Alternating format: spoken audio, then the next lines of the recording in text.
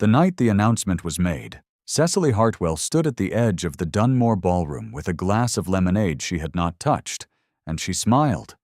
It was not the smile of a woman who had expected the words. It was the smile of a woman who had learned, through 400 pounds of inherited debt and 3 seasons of quiet erasure, that the appropriate response to a world that moved without consulting you was to remain very still and let it move. Lord Gerald Morcott stood 3 feet to her left, his collar freshly starched, his chin lifted at the angle of a man accepting congratulations he had already rehearsed. Around them, the room shifted, 100 faces turning toward the sound of Lady Dorothea Fairvain's clear, carrying voice, a sound designed to occupy a room completely and leave no corner for contradiction. "Miss Hartwell and Sir Gerald," Dorothea said, one gloved hand raised with the casual authority of a woman who had delivered verdicts in public for 30 years, "have come to an understanding. I am delighted to be the first to wish them joy." The room applauded. Cecily's smile did not waver. Her grip on the lemonade glass tightened, just barely. Just enough that the crystal left a faint impression across her middle finger. But her face gave nothing away. She had not come to an understanding with Sir Gerald Morcott. She had met him precisely 4 times, the last of which he had referred to her first name without invitation and asked whether her father's debts were attached to her person or merely to the estate. She had answered neither question, because the answer to both was complicated, and she had not wished to educate him. She did not look for Edmund Fairvain in that moment. She would not have known where to look. She had spoken to the Earl of Ashvale exactly once in her life, at the threshold of his mother's drawing room 2 weeks prior, and the encounter had lasted long enough for him to examine her face with gray eyes that registered nothing, offer a single nod of acknowledgement, and continue past her into a conversation that was not hers to enter. What she did not know, standing still in the Dunmore Ballroom with her glass and her smile, was that Edmund had watched every second of Dorothea's announcement from his position near the far window. She did not know that his jaw had hardened in a way that had nothing to do with the social formality of the occasion. She did not know that his first instinct, suppressed before he permitted it to become a thought, had been to cross the room. He did not cross. Not yet. He stood at the window, his face as still as ice over a river, and watched Cecily smile at a room that believed it had decided her future.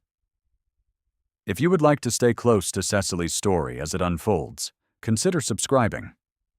The coming hour will not be brief, and neither was her patience.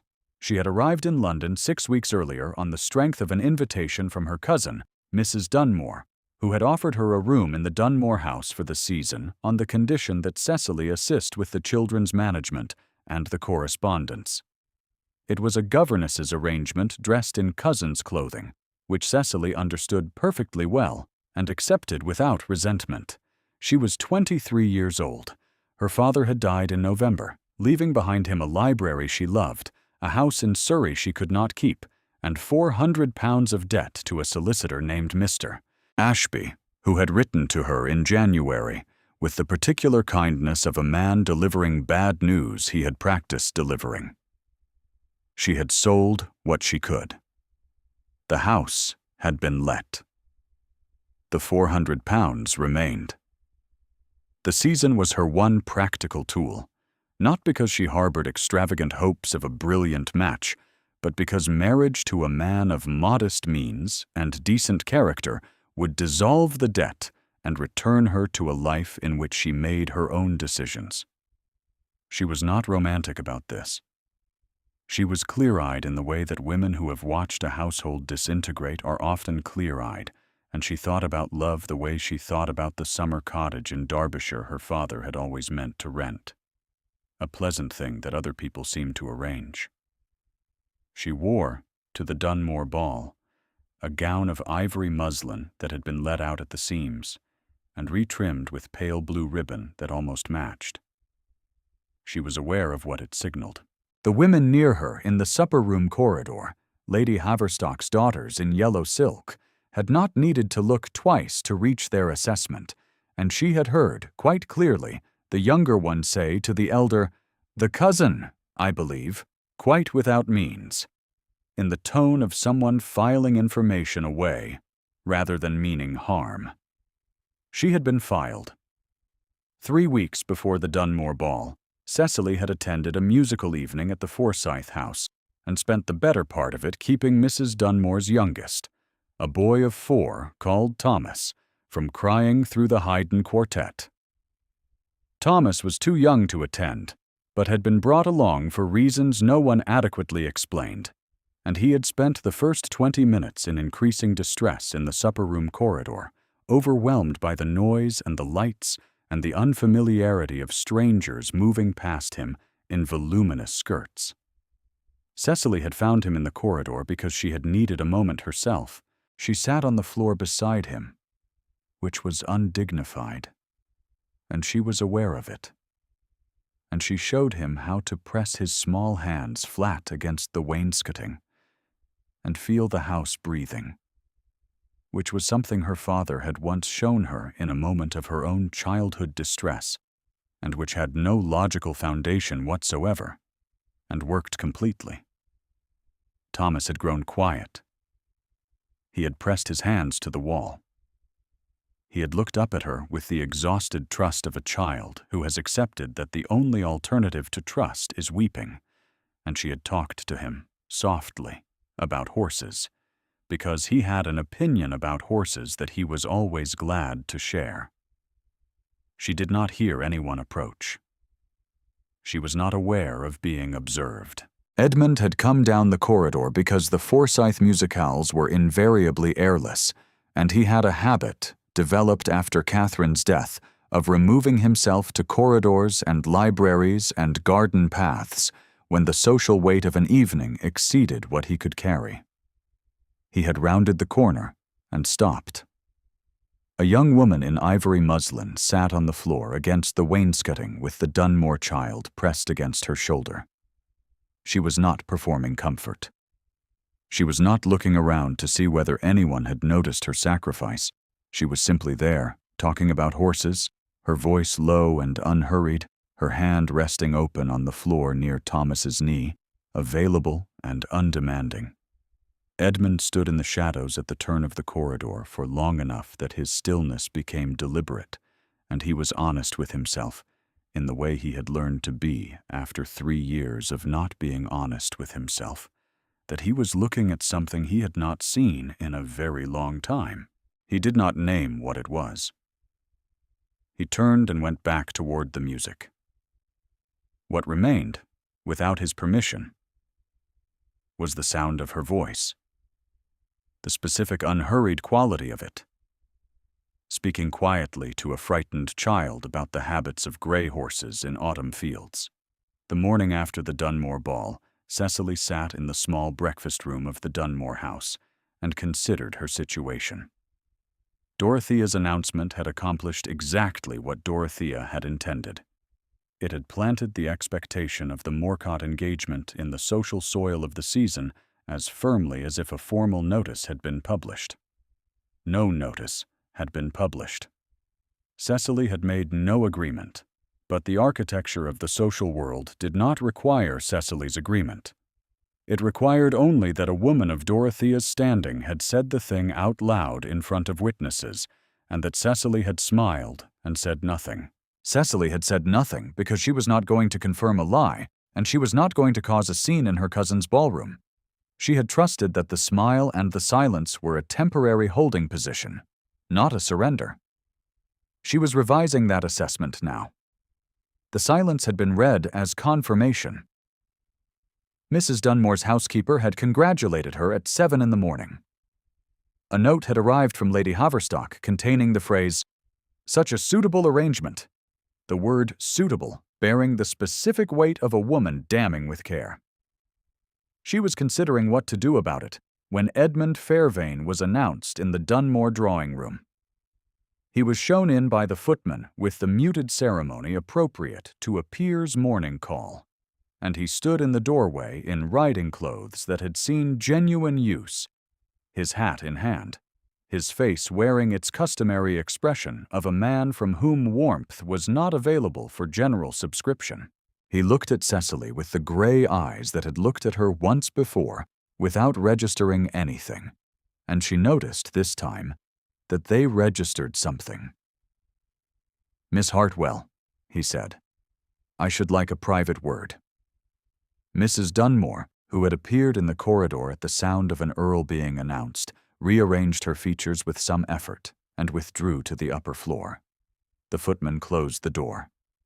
Cecily remained seated because she had not been asked to stand, and she was not in the habit of rearranging herself for the convenience of authority. "You did not confirm it," Edmund said. He was not asking. "No," she said. He moved to the window, not dramatically, but with the purposeful restlessness of a man who thought more clearly in motion. "My mother acted without my knowledge," he said. "I want you to understand that." "I assumed as much," Cecily said. "Sir Gerald is not a man you would choose." A brief stillness crossed his face, something she might have read as surprise if she had been watching for it, which she was not. "There is a solution available to you," he said, "that I propose on practical grounds and no others. A formal arrangement between us, recorded with your cousin as witness, would render my mother's announcement inoperative without requiring you to contradict her publicly." "An arrangement," Cecily repeated. "I have need," he said, with the careful articulation of a man choosing words like stepping stones, of a countess who will manage Ashvale with competence. "I have a ward of 11 years whose current situation is one that requires a woman's presence and authority. I am not proposing sentiment. I am proposing a legal circumstance that addresses your debt and my household's requirements simultaneously." Cecily looked at him. He was standing 3 feet from her now, and she could see the controlled quality of his breathing, the faint tension at the corner of his jaw, the way his hands held his hat with a grip just slightly firmer than the occasion required. The sun came through the window and touched the side of his face, and something moved in her chest that she recognized and did not permit herself to address. "The £400, she said, "would be settled within the fortnight. And if I find the arrangement intolerable after 3 months? The corner of his mouth shifted, not quite a smile, the closest the geography of his face seemed to permit. "I would not hold you against your will, Miss Hartwell." She considered. She was not romantic about it. She thought about the Surrey house let to strangers, about Mr. Ashby's careful letter, about Thomas pressing his hands to the wall, and about a gray-eyed man who had found it necessary to come to the Dunmore drawing room the morning after his mother manufactured a public lie. She thought about the specific pitch of his voice when he said, "I propose on practical grounds and no others," and the way his body was very carefully not moving toward her. "I accept," she said, "on the condition that I am told the truth about Ashvale and about your ward, and that I am not required to perform gratitude." He looked at her for one moment that was slightly longer than social necessity required. "Agreed," he said. She would learn later, from Mrs. Prewitt, that Edmund had stood in the entrance hall of Ashvale for a long time the night of the Dunmore ball, his coat still on, the lamps not yet lit, and that Mrs. Prewitt had found him there and had not spoken to him, but had simply remained nearby in the way she had learned to do in the 3 years since Catherine's death. That Catherine had died in October, 3 years prior, of a fever that progressed quickly, and that Edmund had spent those 3 years believing the fever might have been treated differently if he had called for the London physician sooner, rather than deferring to his mother's assurance that the local surgeon was adequate, and that Catherine was constitutionally delicate. And it would pass. It had not passed.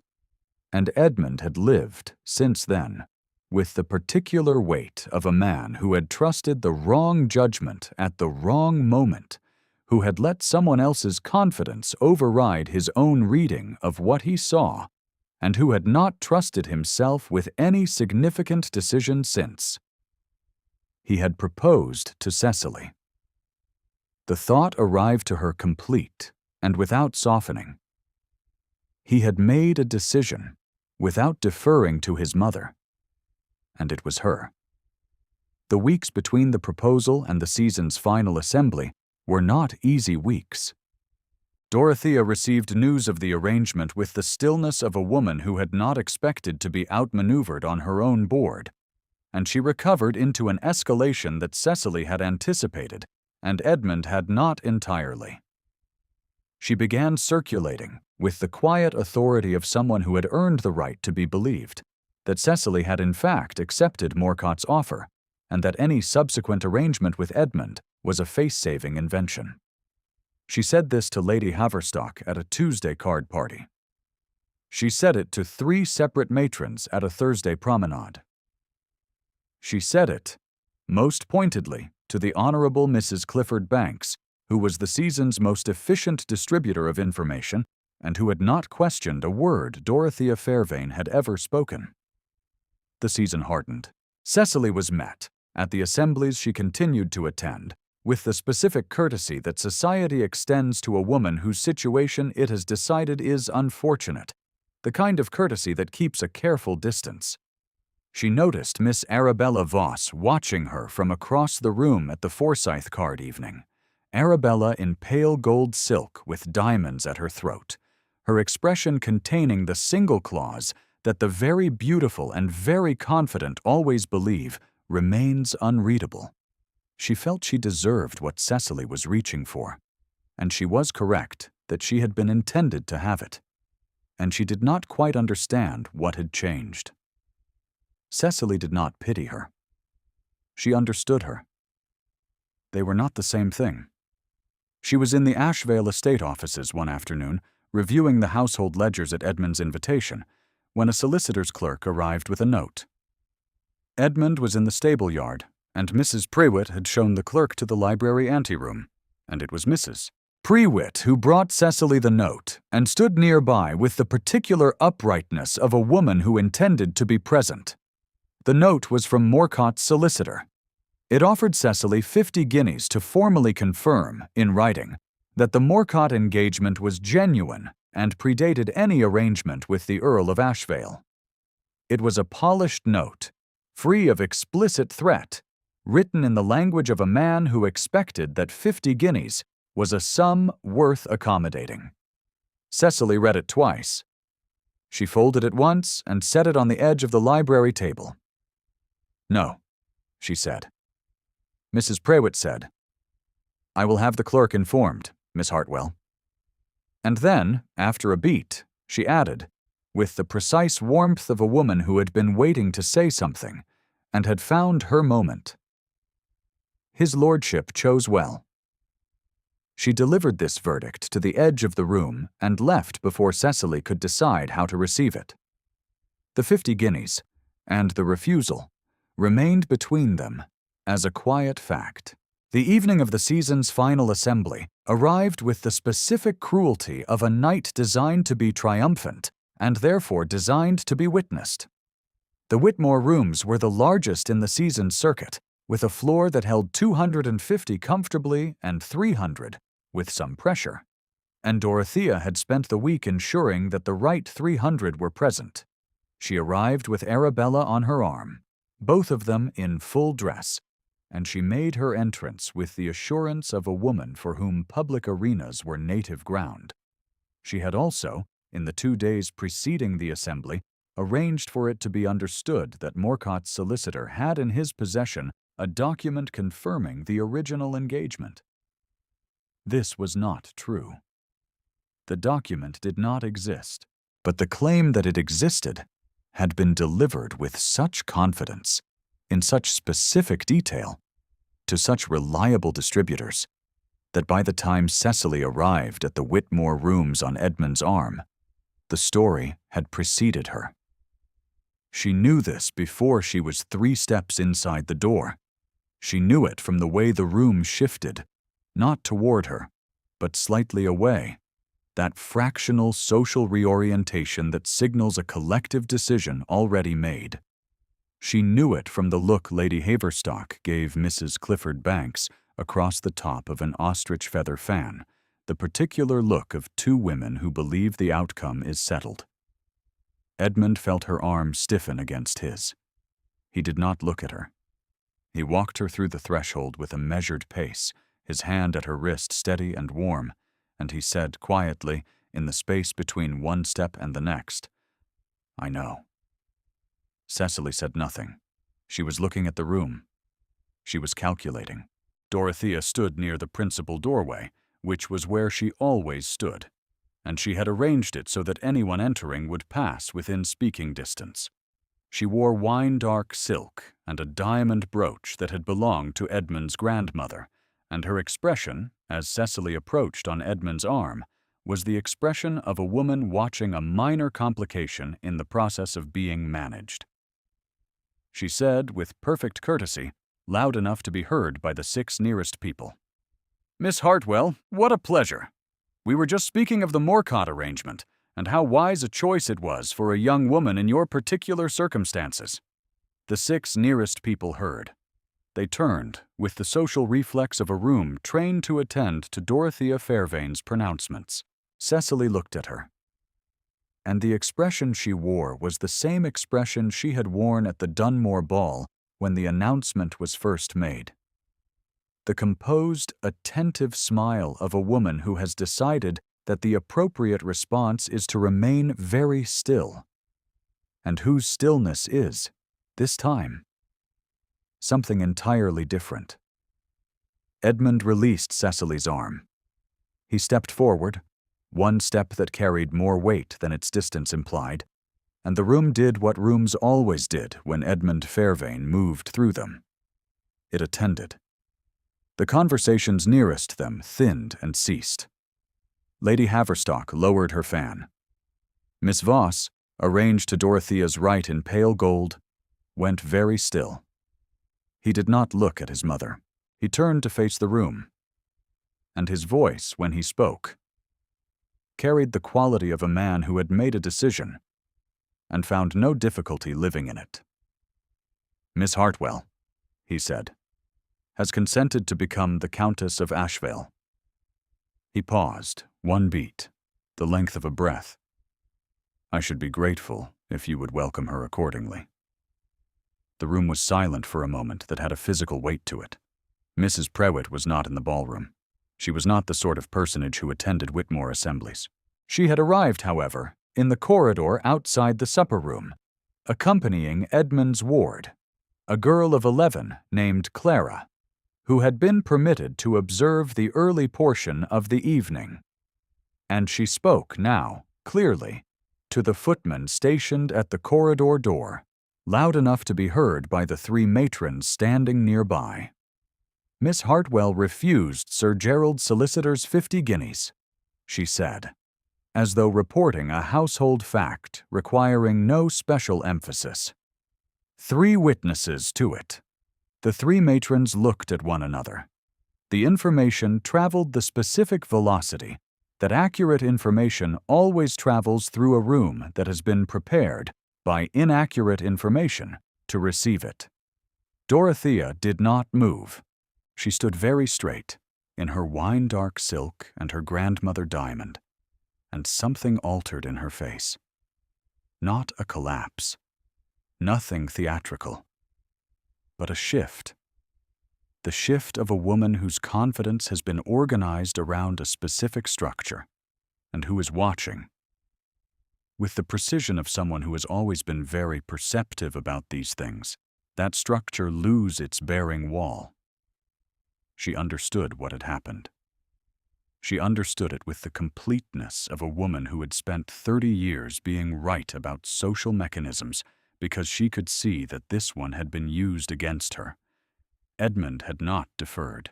Edmund had moved first, and he had done it in a way she could not contradict without contradicting herself in front of witnesses she had assembled. Arabella, at her side, looked once at Edmund's profile, and then at Cecily. And then she turned her attention to the middle distance with the composure of a woman who had been told she was the correct choice for so long that she had never developed a vocabulary for the other outcome. She said nothing. She said nothing very beautifully. Lady Haverstock crossed to Cecily first. This mattered, because Lady Haverstock had been the most reliable distributor of the unfavorable account, and her crossing was the room's signal to itself that it was revising. She took Cecily's hand in both of hers and said, "My dear, how delightful," in the tone of a woman who had never expressed doubt about the matter. Around them, the assembly resumed itself. Music began again in the inner room. Clara pressed through the corridor door and crossed to Edmund's side, tugging his coat sleeve once, and he looked down at her with the expression of a man whose face remembered that warmth was possible. And Cecily saw it, the small unclenching, the jaw releasing, the eyes reaching something further in than gray. She stood in the center of the Whitmore rooms and understood, for the first time since she had walked through the Dunmore door 6 weeks ago in a retrimmed gown, that she was not filing herself. Someone else was holding the record, and his care for it was not procedural. Dorothea did not leave. That would have been concession of a different kind, and she was not ready for it.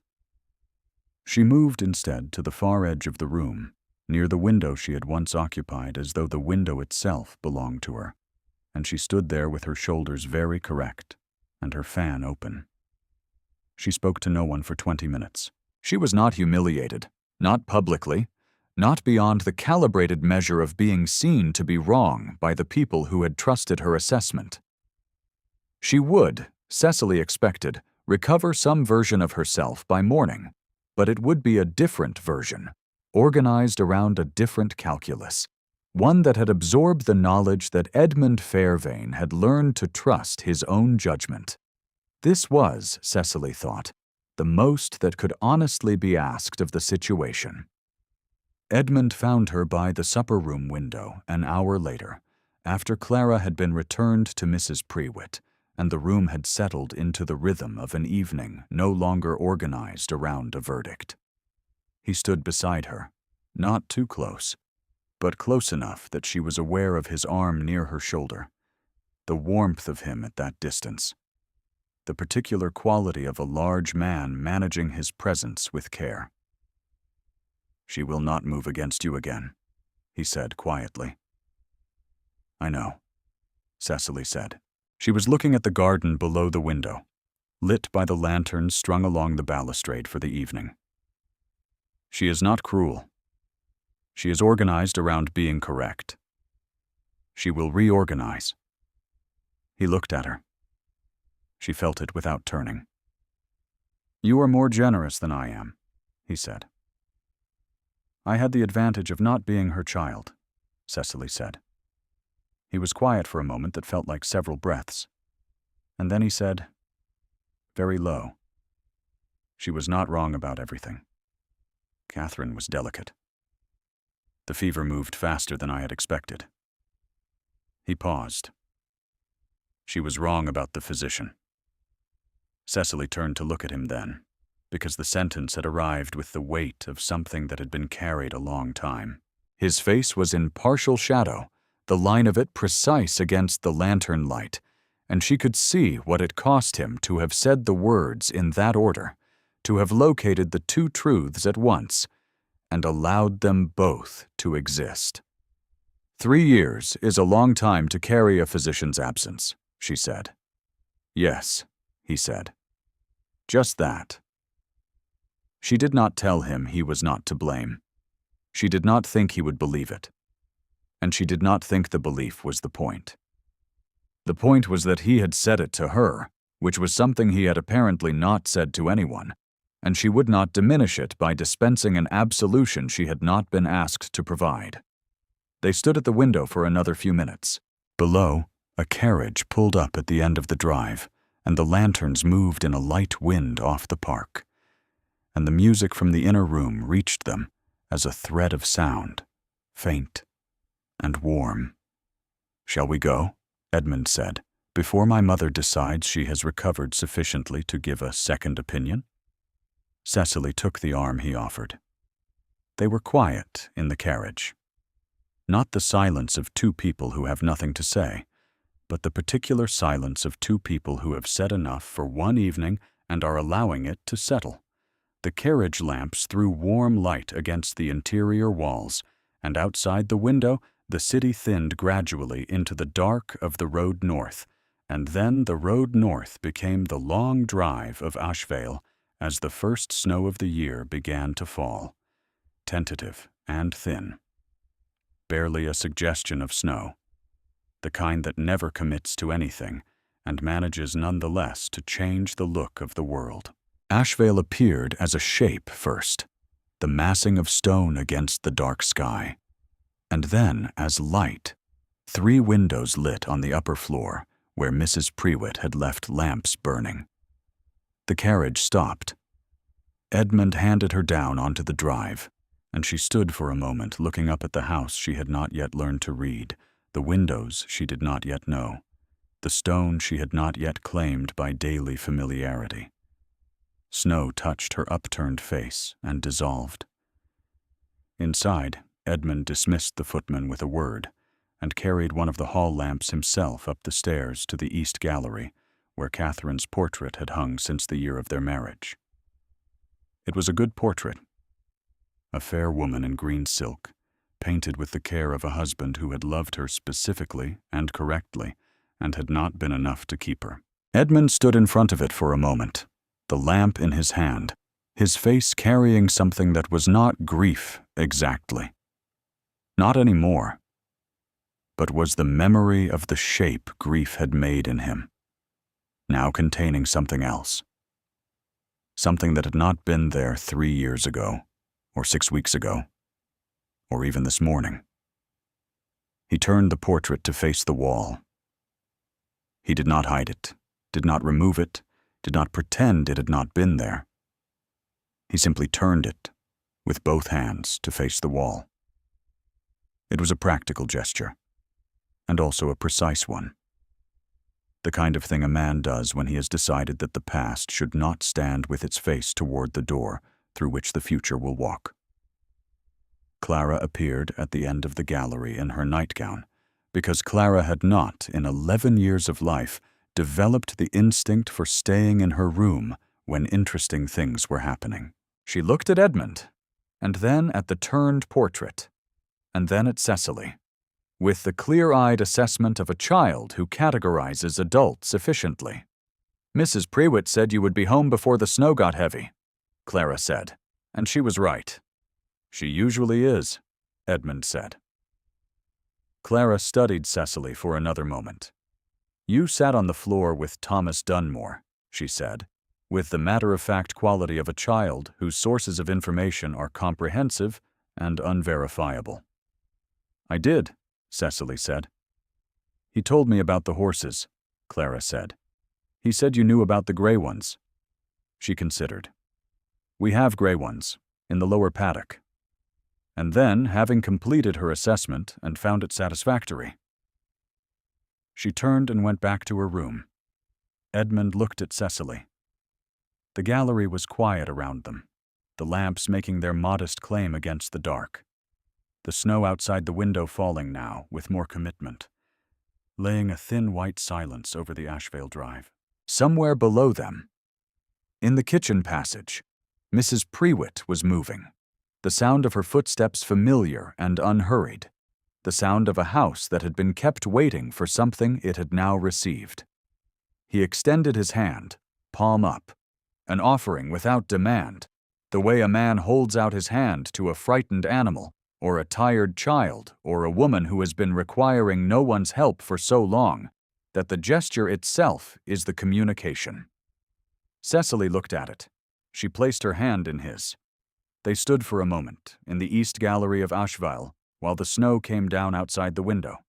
The lamp on the sill threw warm gold across the glass, and beyond the glass the grounds disappeared into white, and the turned portrait kept its counsel, and everything that had been decided that evening settled into its new shape, quiet and irrevocable, the way the landscape settles when the snow stops moving and simply lies. She had come to London in a retrimmed gown to endure a season. She had not expected to be seen. She had not expected a man whose gray eyes registered something, and a corridor, and a frightened child, and 50 guineas refused without hesitation, and a declaration made in a room full of the very witnesses who had delivered the season's verdict, to add up to a window she could stand at and call her own. The window was hers now. She stood at it, her hand warm in his, and watched the snow lay claim to Ashvale, and did not look away. If Cecily's story moved you, leave a word in the comments telling us the moment you knew. Stories like hers are why this channel exists, and they are worth every careful minute of the telling.